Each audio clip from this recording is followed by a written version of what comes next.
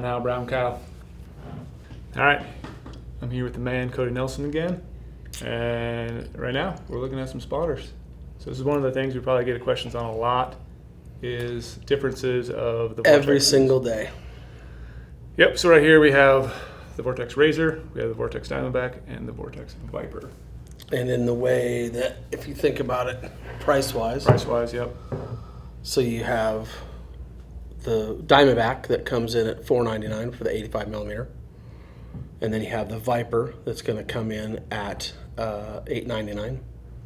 And then you have the Razor that's going to come in at $1599. So the most common question is what am I getting? Mm-hmm. And so I would typically answer that question in very simple forms is that my belief is that when you are dealing with longer distances, I would almost always take the better glass. Yeah.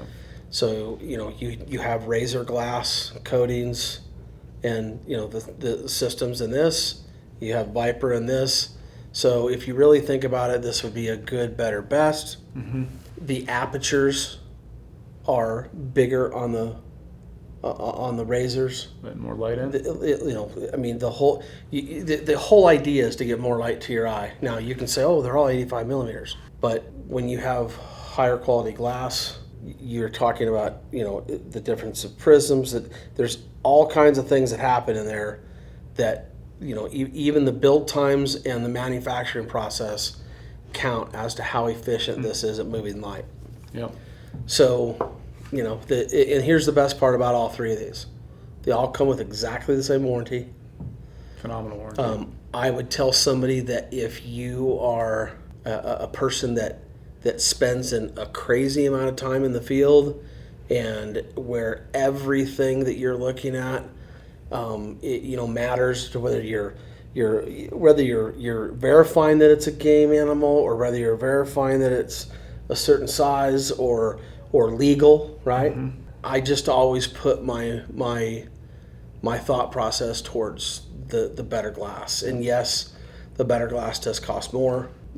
Sometimes I explain to people like, hey, how much time are you really spending with this? Especially on a spotting scope too. Like, are you glassing all day with your spotter? Yeah, and the number that we've always used, I don't really use it more than 15%. I mean, I don't typically use spotters for glassing. Yep. I use there may be a piece of dirt that I put it up on and go, okay, I'm going to study that for a minute and see if there's any movement in there. But generally speaking, I use it for verification. I use it for validation and legality. So, the bottom line comes down to, I think with people, you have to ask them, how much are you really going to use the spotter? Mm-hmm. Are we going to see a little bit of difference? Like, let's say a guy who's digiscoping. You can be able to tell a little bit. Throw a phone scope on there. I think it goes without saying that the better glass, still going to show as you go through the steps. You should definitively start to see a better picture in the higher glass products. Period. Yeah. I know that mostly you're going to see those differences in the low light conditions. I would also tell you that I use the term bad light. Mm-hmm. Maybe you're looking into a side of a mountain and the sun's left or right of you, and you kind of looking into the shadows and the haze. And I think it goes without saying that I think certain glass reflect things and cut through some of that better than others. Mm-hmm. And again, that's why I would typically go with the higher grade glass. But again, I'm never telling a guy to just spend the money to spend the money. If you're not going to use a spotting scope that much and you are looking for something just to use at the range and I don't know that the Razor's the best one for you. No. Maybe the Diamondback fits your bill. And I think that's we talked about that in other videos and things that we're doing lately. The best part about this is that we continue to have better choices. Mm-hmm. And so, quite frankly, these are all 85 millimeters. We didn't bring out everything we had today, but this is the probably one of the more common questions I get. I will touch a little bit on it that, these are all straight tubes. It's about 60-40 towards angled and straight. people ask why I use a straight, and for what I do and how we hunt, I prefer straights because my binoculars are here. I take the binoculars off the tripod, set them down, put the straight back on, and if I've locked everything, target acquisition is right now. Yep. And for me, that's always been really important. It may not be important for a guy. So if a guy has an angled, I'm the exact opposite. and he switches, right? So now you gotta lower your tripod down, Yep. and then get up on top of it, and then you're looking at angled. Some guys are coordinated with it. Some guys aren't. I forced myself to use an angled spotting scope for a year, and quite frankly, I became fairly efficient. I mean, target acquisition was by far greater and more efficient with the straight. But I could look at the side of the hill and go, okay, I need to look right there, boom, and you get to used to it. But I think the thing that we need to point out is, look, if you're on the desert floor looking up at the top of a mountain, I am not going to tell you that a straight is more comfortable to look through. Yeah, that's why I like an angle. It's too, not. Because I can have my tripod lower. Right. And then it's less impacted by wind. 100%. It's just more comfortably. And then too, sometimes I get these weird situations where I have to like glass at an angle. I can just twist that tube. Yep. And then easily look in, or even out of a truck if I'm glassing. I will tell you that of all the coordination, the one that always screws me up the worst is when you twist, and if people don't know what we're talking about, you can take this with an angle. If this was like this, you could take this and you literally can switch the angle so you're looking into it sideways. And I can just tell you, that's always been the one that I've been the least coordinated at. Yeah, I've actually used that quite a bit too, antelope hunting. Well, it's great in a truck. Antelope hunting too, or mule deer hunting when you have sagebrush or tall grass. I don't want to like get my whole body above it, so I'll take my spotter a little bit above the grass, Right. crank that thing over, so I don't have to expose myself to an animal. So Sure. Excuse me, and then just lean in and look at it. Yeah, there's, we're touching on it again. That's why there's choices. Yep. I know guys that have one of each. Maybe that's overkill. Maybe it's crazy, but maybe they have a 65 in this and an 85 in the straight, or vice versa. But yeah, I think the best part is that we have options. Let's touch on size differences, because I don't know if people can see it really easily, but the Diamondback's going to be the shortest one of these three. And then the Viper is actually a little bit longer. I don't know if this will be easier. Yeah, probably. I could set it right there.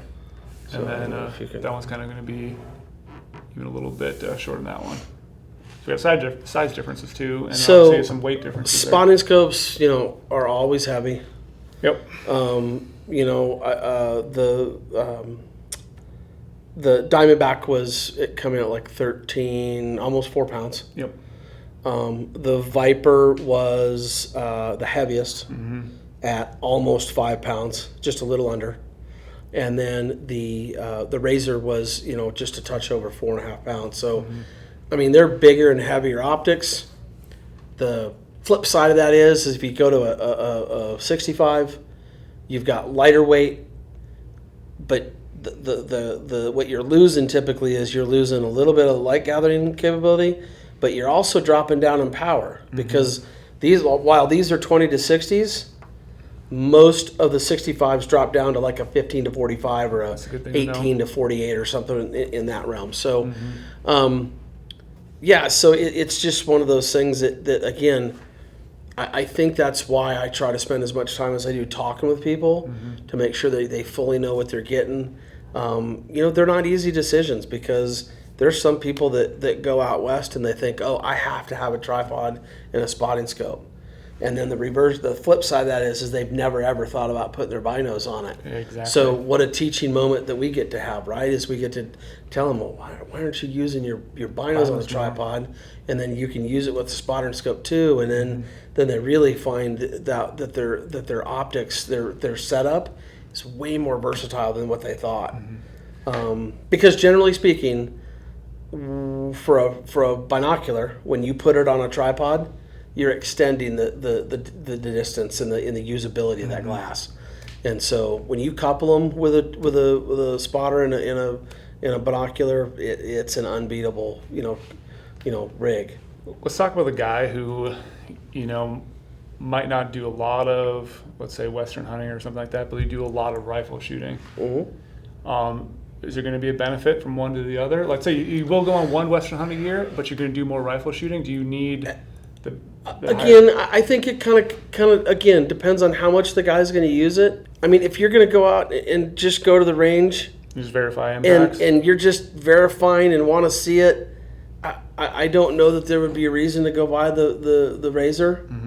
I think the Viper, as I've always kind of stated, the Viper is just a really good middle of the road, good grade glass, great place to step up into what we would call maybe tier 2 optics. And just ultimately you got to decide for how much you're going to use it is what I think.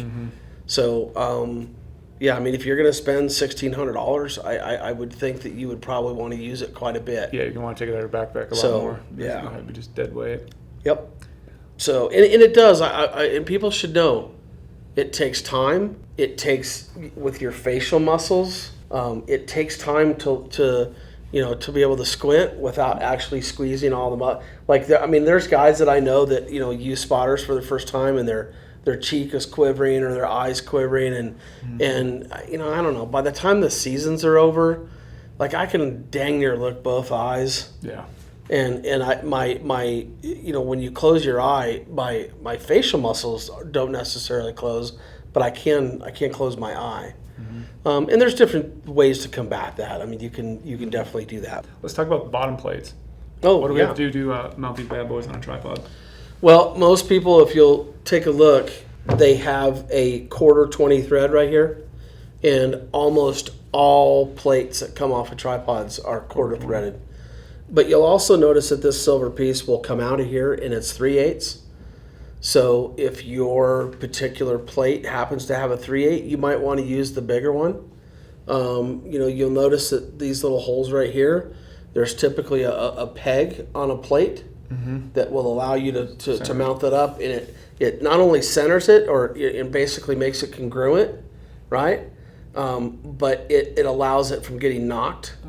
So it keeps it steady. So you'll also notice that a lot of the I don't know if they can see this from this angle, but there's a rail in here. So I would tell everybody to check their particular gear, because some of those rails might fit in with Arca Swiss, or it might you can get by without having to put a plate on. You really have to pay attention to what your gear is, but so if you look, it's on the Diamondback as well. But if you look at any one of these, you can always see that extra piece in there. I would also do one little hint to everybody. I would always tighten that piece up, and I would even put a little plumber's tape or a little dab of Loctite, or even a clear nail polish. A little dab of that would work, because if you've ever broken one of those and your stuff's come loose and you don't have those, and by the way, we do sell these in the shop, I would tell you that I literally would have one of those somewhere in my pack kit, emergency kit, always. I actually had my brother lose one of those on a hunt once when he was trying to change plates. He didn't have a plate set up, or he had different plates for different things, and so he was undoing it. It ended up coming out with it, and then somehow it fell off. Well, yeah, it came out with the plate. With the plate, and that's it, because he no offense, but he didn't have it Loctited, and it came off. But I've seen guys over tighten them and break them, but they didn't know it, so they took the plate off, and all of a sudden the thing falls out. So, again, there's just little tricks of the trade to do that. But looking through the oculars, you can always use an eye patch. No pirate eye. You can. We sell the bandits that keep the shade. They go around the outside. It keeps the shade off the. I think there's a lot of little elements like that. If you minimize them, it'll make your experience with the spotting scope a lot more enjoyable. Yeah, and then if you're more comfortable too, you're more apt to want to glass with this maybe, or use it, because you're already bringing this weight with you, so you might as well actually use it, and then it would actually justify. Yeah, and let me touch on that. When I say that I don't glass with it, I very rarely use my spotting scope as my main glassing tool, for ultra long range stuff. But when you're using the spotter, I mean, like I said, you might see a piece of laying up there that you go, I've seen deer up there before. I know they're in the area. Let me turn the spotter up there, and you turn it up. You get the focus is good, and you watch it for a little while. I mean, I'm not going to lie to you that I've never seen deer that way. What most people need to realize is that with the higher power, 20 to 60 or 27 to 60 or what have you, you have a smaller field of view. What it means is that you have to move your optic more because you only have so much field of view at everything. So if you turn it down to lower power and get a wider field of view, at least you're combating that a little bit. But there's some people that turn it way up and then they try to. And first of all, I think that causes a lot of eye stress. And you could also, if you're doing that during prime time, miss a bunch of animals because you are honed in on that one type. 100%. All your eggs in one basket. Well, if you have, let's just say that to cover an area you had, you were going to grid it out, right? I'm a big grid Let's fan. say that it was 10 or 12, field of views, right? If you just lined them all out where they kind of overlapped. Well, what if the spotting scope, now you got to cut those field of views in half. You do. And so now you got to take all that extra time and so I just think it sometimes becomes a less efficient way at making ground and glassing, for animals. So that would be my 2 cents of things to watch out for. Another thing, Brady, is like I would tell people, when you're using spotting scopes and your higher heavy power, right? I would try to minimize the height of your tripod, almost always. Yep. There's 2 things that will benefit from this. Number one, you'll create less eye stress because the taller you get and away from the ground, the more shaking you're going to have anyway. But the other thing is that so critical when you're glassing with a spotting scope is the focus is pretty finite, right? So the more quiet and the more still you have the optic, the easier it is to turn the dial and get a precise resolution and clarity of what you're looking at. And I think there's so many times that you're looking at distances that are so far and guys are moving and they're touching their optics and tripods and they don't ever really truly get a really true focus. I would certainly try to minimize the height and try to help yourself focus as clean and crisp as possible. One more thing we should maybe mention too on these is it's very similar on adjusting power magnification. It's all up here in the front, and then your focus is pretty much in the same spot on all these. Yeah, I mean you turn these dials just as simple as that, and you'll notice that basically it's your exit pupil, but when you're at 20 power, your exit pupil, 20 to 85 would be like a 4.5, right? So if you turn it all the way to 60, now you're at like 1 point something, and that 1 point millimeter, or like on 20 power, 85 divided by 20, 4.5. That's the actual band of light hitting your eye. Yep. So, I would just tell people that if you can glass as much as you can in low light conditions with 20 power. You're going to get a lot. You're going to see a lot more. You can see a lot more detail, and that aperture, doesn't just keep shrinking up. And that's a lot of people will complain about that because they'll turn it to 60 and like I can't hardly see it, and it's because they're literally closing that exit pupil down on you. And then another thing I hear and see from a lot of people is when and what's the function of the lens shade at the end. So when would you use it? When would you not use it? What you're trying to do is that at any time that your angles put you in direct sunlight, you're just trying to shade the lens and keep 100%. And it happens, and you'll know it. I mean, it's so funny because you're thinking, oh, that little thing can't do that much.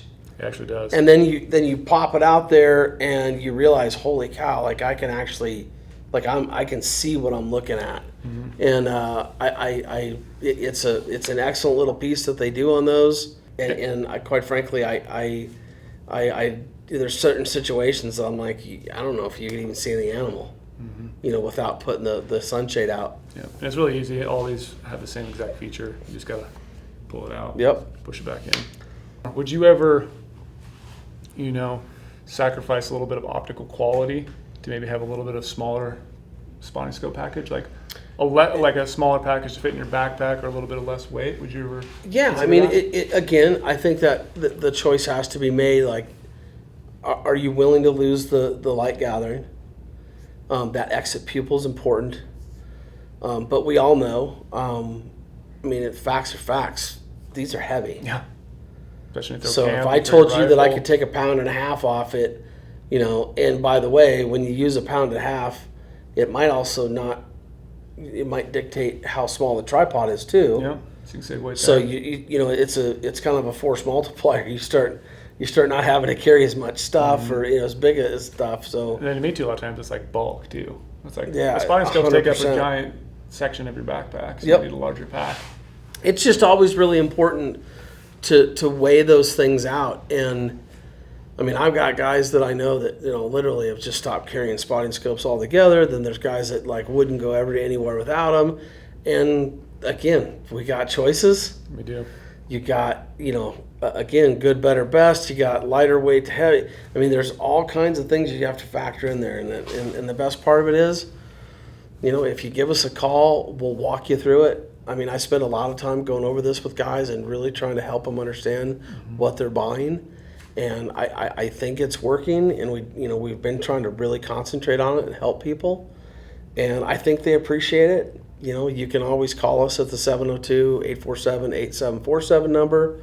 You can reach out to Brady, and Brady will give me the messages on the YouTube page on the link below. And then on top of that, you can always get us at optics@goHUNT.com. So Plenty of ways to get in touch with the man.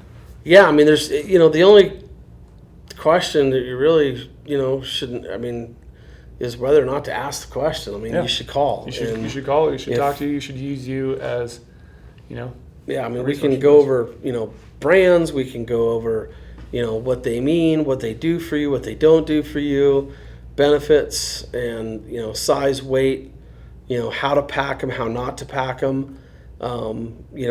Spotting scopes are pretty tough, pretty rugged. Mm-hmm. So, give us a call. We'll walk you through all of it. Is there any difference, or what was your thoughts on like durability? Is a spotting scope something that is a very fragile piece of gear, or is it something that could take some? Well, I think by definition, all glass needs to be looked after and taken care of. But you're spending a lot of money. You got to take care. You're of spending a lot of money, and I would tell you that the spotting scopes that we're looking at and touching today, I think they're pretty tough and rumble. Mm-hmm. And I think you just got to be careful with stuff. But quite frankly, I just try to do my very best not to find out. Yep. I will tell you that a packing thing. If a guy puts his like down a sleeve or inside of his pack, and that this piece is going all the way down to a corner. Look, it's not rocket science. Just figure out where you put the lens in it. So that way, maybe try to move this over to the middle where it's padded on all ends, or especially if you're like going on a long, hike or whatever, scouting trip, hunt, and you go to sit down really quickly. Oh yeah, and lean back, you want to make sure you know where your spotter is.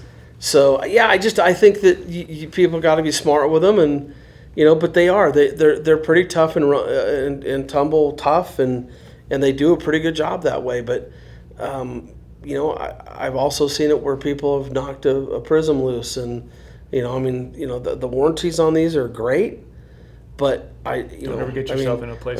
I tell you what's really a bad deal is when a guy breaks one, and then he's carrying it around for the entire trip, and it's doing nothing but being a paperweight. Mm-hmm.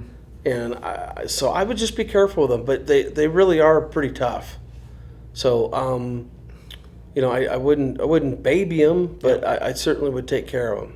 Mm-hmm. You're spending the money, you're going to take care of it, because at the end of the day, these are helping you find You animals. take care of the gear will definitely take care of you, for sure.